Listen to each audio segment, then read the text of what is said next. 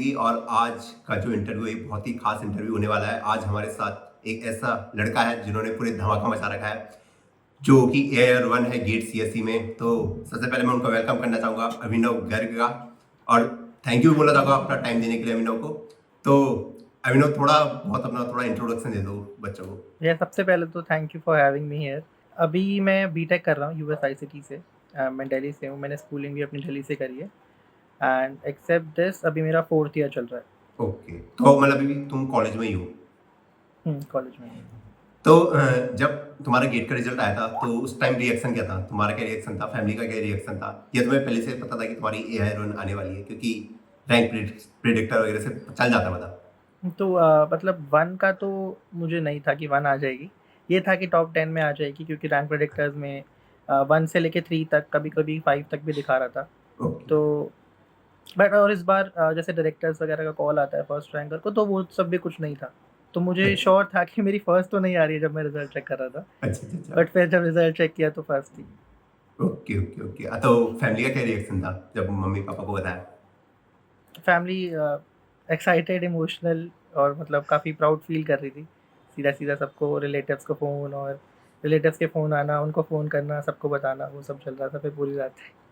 Okay okay okay, चलो यार, बहुत मतलब धमाका कर दिया। मतलब लिंक्डइन, यूट्यूब हर जगह छाए हुए थे अभिनव गर्ग।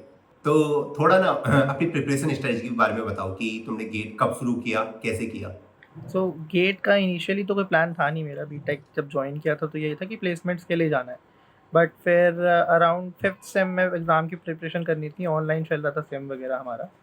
तो पूरे सेम कुछ पढ़ाई करी नहीं थी, तो यूट्यूब वगैरह पे लेक्चर्स ढूँढ रहा था। यूट्यूब पे फिर लेक्चर्स ढूँढ के सीओए और टीओसी पढ़ा था मैंने। तो उसके बाद फिर मतलब जब वो पढ़ा तो फिर थोड़ा कोर सब्जेक्ट्स के अंदर इंटरेस्ट आना शुरू हो गया। एंड देन फिर और जो मैंने थोड़े से गेट पीवाईक्यूज़ भी उसी वीडियोज़ में कराए हुए थे, तो वो ट्राई किए और वो हो रहे थे। तो फिर मैंने कहा, और एक हर बीटेक के बच्चे का एक वो होता है कि जाना है आईआईटी, लेकिन जेईई में तो जा नहीं पाया था। अच्छा। तो फिर एक था कि ठीक है, अब हो रहे हैं पीवाईक्यूज़ वगैरह, तो एक ट्राई देना चाहिए इसको। और कोर सब्जेक्ट्स भी मतलब स्ट्रांग हो जाएंगे इससे। तो कौन सी ईयर में स्टार्ट किया था? Third year, second year? Third year, last third year second same, मतलब 6th सेम में स्टार्ट किया था। अच्छा, सिक्स टाइम में। हाँ, तो मतलब एक साल में तुमने पूरा कवर कर दिया और एआर वन लेके आ गए। बहुत सही भाई। तो हम्म। इनिशियली मतलब जब स्टार्ट करे थे क्या क्या दिक्कतें हुई, तो कैसे ओवरकम किया, तो कौन सा सब्जेक्ट सबसे पहले तुमने स्टार्ट किया, फिर कैसे आगे चलते हुए बढ़े? तो थोड़ा उस पैटर्न के बारे में बताओ थोड़ा। तो टीओसी और सीओए तो मेरा यूट्यूब से हो गया था, काफ़ी अच्छा स्ट्रांग हो गया था मेरा वो।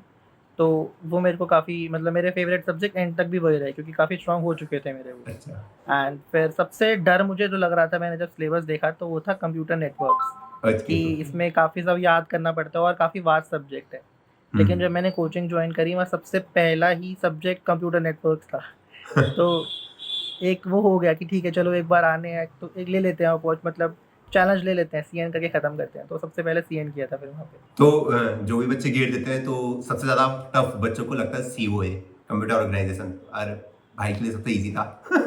मतलब जब हमने भी गेट एग्जाम दिया था तो सबसे टफ मुझे वही लगता था।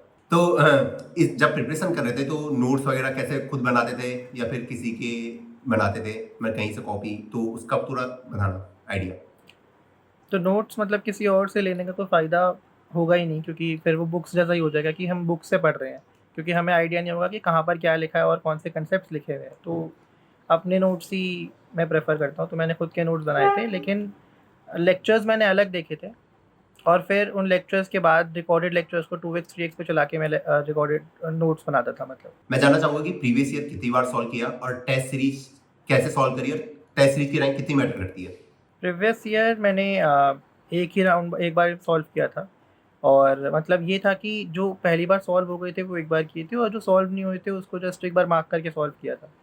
कुछ लोग कहते हैं कि 3 4 5 बार ट्राई करो, लेकिन फिर वो याद ही हो जाते हैं, तो उसका कुछ फ़ायदा है नहीं 3 4 बार। नए क्वेश्चंस में टाइम इन्वेस्ट करना मेरे को लगता है ज़्यादा बेटर है। और टेस्ट सीरीज़ ओके। हाँ, काफ़ी इंपॉर्टेंट है। इस साल भी मतलब जैसे पेपर हमारा काफ़ी अलग पैटर्न पे आ गया था। तो हाँ। टेस्ट सीरीज़ एक प्रेशर हैंडल और टाइम मैनेजमेंट वाला हमें दे देता है एडवांटेज। तो एक वो एडवांटेज मुझे काफ़ी मिला टेस्ट सीरीज़ देने का। रैंक टेस्ट सीरीज़ में अगर अच्छी आ रही है ऑफ कोर्स, तो एक कॉन्फिडेंस मिलता है उससे कि एक राइट डायरेक्शन में जा रहे हैं हम ऑफ कोर्स, तो वो एक लेना चाहिए। लेकिन अगर कम नहीं कम भी आ रही है रैंक, तो भी मतलब उससे डिमोटिवेट नहीं होना, उससे ये लेना है कि हमने ठीक है ये गलतियाँ कर रहे हैं, तो एनालिसिस मतलब ज़्यादा करना है उससे, तो ओके। वो बेटर रहेगा टेस्ट सीरीज़ के लिए। हाँ, तो अभिनव ने बताया कि टेस्ट सीरीज आप अच्छे से देना है, प्रीवियस ईयर भी अच्छे से करना, क्योंकि इंपॉर्टेंट है वो जो प्रीवियस ईयर में पूछे गए जो क्वेश्चंस हैं, क्योंकि प्रीवियस ईयर को भी थोड़ा सीरियसली लेना, क्योंकि बहुत बच्चे सीरियसली नहीं लेते प्रीवियस ईयर को, क्योंकि वो क्वेश्चन जो सेट करे ना वो आईआईटीज के प्रोफेसर ने किए हैं, तो इसलिए उस पर भी थोड़ा ध्यान देना है। बीटेक के दौरान कोडिंग करी थी या नहीं करी थी? बीटेक के टाइम पे मतलब फर्स्ट सेकंड ईयर में कोडिंग ही करता था, क्योंकि मैंने बताया प्लेसमेंट्स ही मेरा फोकस था। तो ओके। फर्स्ट सेकंड ईयर मैंने कोडिंग भी करी, एमएल वगैरह में भी काफ़ी इंटरेस्ट था, तो उन प्रोजेक्ट्स में भी काफ़ी काम किया। वेब डेवलपमेंट के प्रोजेक्ट में भी काम किया, और एक सीनियर का स्टार्टअप था, उसमें भी मतलब थोड़ा बहुत मैं वेब डेवलपमेंट से रिलेटेड काम करता था। तो कोडिंग हाँ मैंने करी बीटेक के टाइम, और फिर थर्ड ईयर से फिर फोर्थ ईयर तक, मतलब अभी तक मैंने गेट की प्रिपरेशन करी थी। ओके। तो कैंपस प्लेसमेंट हो गया था या रह गया था, या फिर ऑफ कैंपस भी अप्लाई किया कभी? हाँ, तो कैंपस प्लेसमेंट से रिलेटेड भी काफ़ी बच्चे मतलब यही पूछते हैं कि कैंपस प्लेसमेंट में बैठना चाहिए कि नहीं, तो मुझे ये लगता है कि बैकअप होना चाहिए एक, ऑफ कोर्स, क्योंकि उस दिन 3 घंटे में हम क्या करेंगे तो वो पता नहीं है हमें, तो इसलिए बैकअप के लिए मैं बैठा था प्लेसमेंट्स में, और प्लेसमेंट लग भी गई थी मेरी। थोड़ा अपना शेड्यूल बताओ कि प्रिपरेशन के टाइम पे शेड्यूल कैसा रहता था, किस टाइम उठते थे, कब पढ़ते थे, ऑनलाइन क्लासेस भी रहती थी, तो वो शेड्यूल कैसा रहता था, थोड़ा उसके बारे में बताओ। तो मतलब ऑनलाइन कॉलेज की तो ऑनलाइन क्लासेस थी, तो इतना प्रॉब्लम होती नहीं थी, वो मैं कर लेता था हैंडल। बट जो कोचिंग की क्लासेस थी वो मेरी सुबह 6 बजे से स्टार्ट होती थी, 6 से 7, 7 से 8, तो मैं कंटिन्यू वो अटेंड करता था, और फिर उसके बाद जब जब मेरी क्लासेस होती थी तो वो लाइव क्लासेस अटेंड करता था, और बाकी टाइम नोट्स और प्रैक्टिस। और गेट के लिए रिवीजन कितना जरूरी है और कितनी बार रिवीजन करना है, वो भी थोड़ा बताओ। रिवीजन सबसे इम्पोर्टेंट रिवीजन ही है इसके अंदर, क्योंकि टेक्निकल कंसेप्ट्स हैं तो बहुत जल्दी हम भूल जाते हैं उसको। अभी भी मतलब मुझे 1 महीना हो गया है, तो काफ़ी सारे कंसेप्ट्स होंगे जो मैं भूल चुका हूँगा, क्योंकि मैंने रिवाइज़ नहीं करे हैं। तो रिवीजन बहुत ज़्यादा इंपॉर्टेंट इसलिए है, क्योंकि लेट्स से इफ हमने 2 महीने पहले एक सब्जेक्ट पढ़ा और अब हम भूल गए हैं पेपर के टाइम, वो तो फ़ायदा नहीं है, वो सारा टाइम वेस्ट हो जाएगा वहाँ पे हमारा।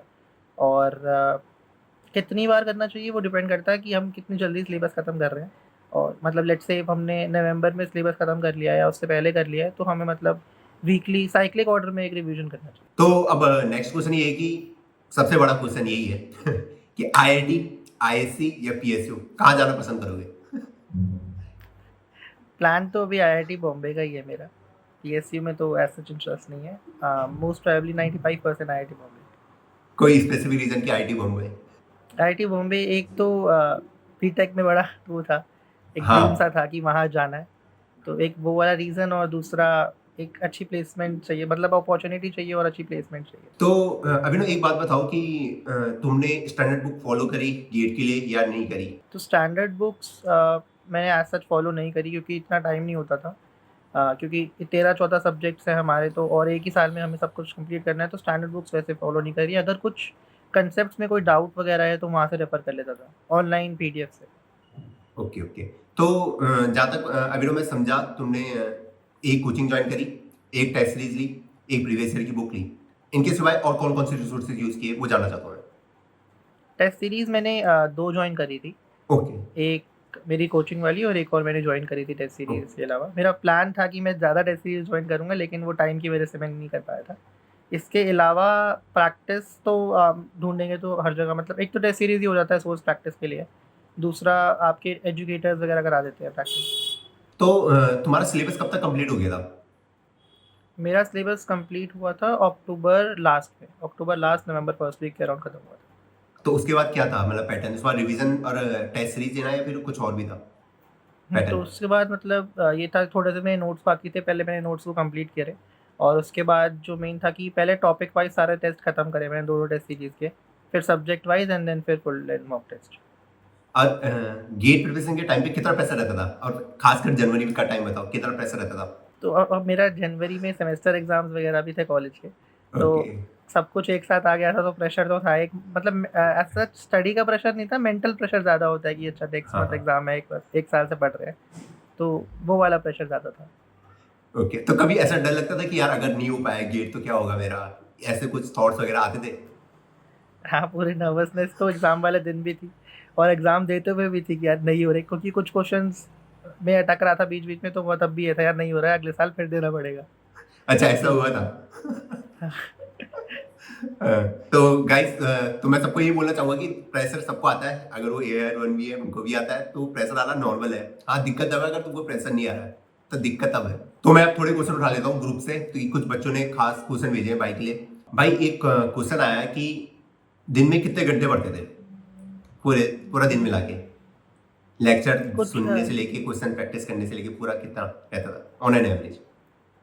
On an average around 7 to 8 चला जाता था, किसी किसी दिन थोड़ा ज़्यादा चला जाता था। मतलब जिस दिन लाइव लेक्चर ज़्यादा होते थे तो उस दिन 10-12 भी चला जाता था, लेकिन on an average 7 to 8। Okay, 7 to 8 hours मतलब इनफ है अगर आप डेली कंसिस्टेंट है तो। हाँ, और मतलब कुछ डेज़ भी ऐसे भी होते हैं जिस दिन 1-2 घंटे ही पढ़ा जाता है, तो बट लेकिन रोज़ ही करना है, कंसिस्टेंसी बहुत इंपॉर्टेंट है। तो कुछ बच्चों का डाउट है कि सोशल मीडिया को कैसे हैंडल करें, मतलब अगर हम किसी एग्जाम की प्रिपरेशन कर रहे हैं तो तुमने कुछ ऐसा करा था कि इंस्टाग्राम वगैरह इंस्टॉल वगैरह कर दिया हो, या फेसबुक वगैरह व्हाट्सएप वगैरह ऐसा कुछ स्पेशल?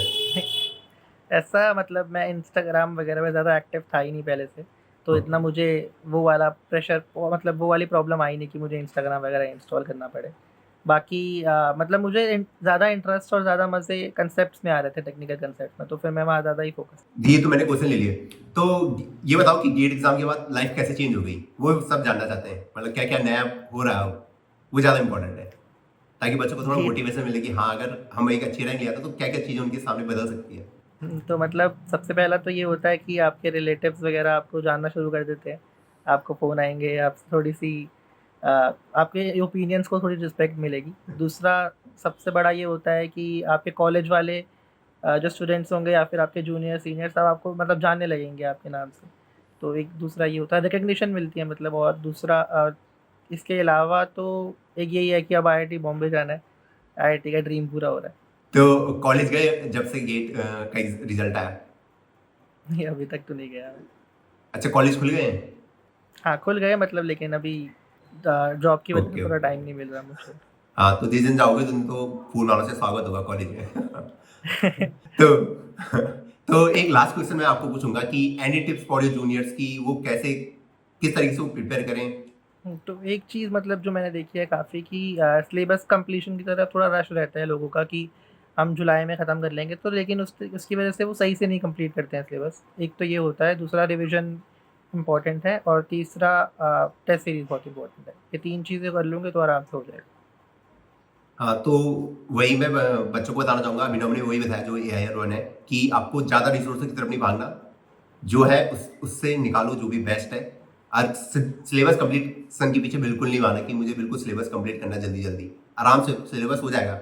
कंप्यूटर CS का सिलेबस वैसे ही छोटा है, बहुत बड़ा नहीं है बाकी ब्रांचों के जैसे, इसलिए आराम से पढ़ो, हो जाएगा सबका। 1 साल इनफ है मेरे ख्याल से अभिनव, गेट CS के लिए। आराम 1 साल मतलब कुछ लोग तो 10 मंथ्स में भी कर लेते हैं।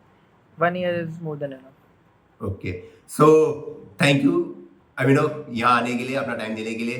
तो मैंने काफ़ी इंजॉय किया। तो अगर बच्चों को कोई भी अगर एक्स्ट्रा डाउट आता है तो मैं अभिनव का लिंक्डइन ID आप नीचे दे दूंगा, आप जाके उनसे क्वेश्चन वगैरह पूछ सकते हैं। Thank you Abhinav. Thank you भैया।